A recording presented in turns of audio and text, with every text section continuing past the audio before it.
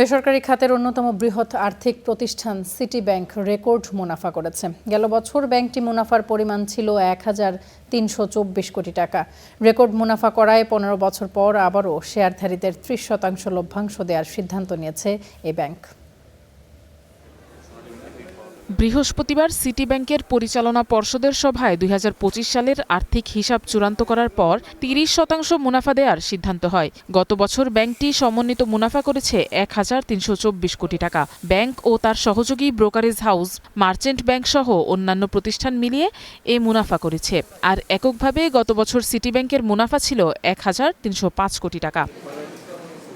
২০২৪ সালে ব্যাংকটির একক মুনাফা ছিল ১,০৮৫ কোটি টাকা। ওই বছর ব্যাংকটির অন্যান্য সহযোগী প্রতিষ্ঠানের লোকসানের কারণে শেষ পর্যন্ত সমন্বিত মুনাফা কমে ১,০১৪ কোটি টাকা দাঁড়ায়।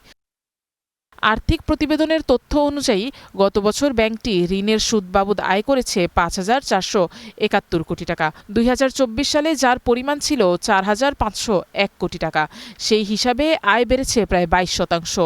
গত বছর ব্যাংকটি আমানতের সুদ বাবদ ব্যয় করেছে ৫,১৮৬ কোটি টাকা। ২০২৪ সালে যার পরিমাণ ছিল ৩,০২৭ কোটি টাকা।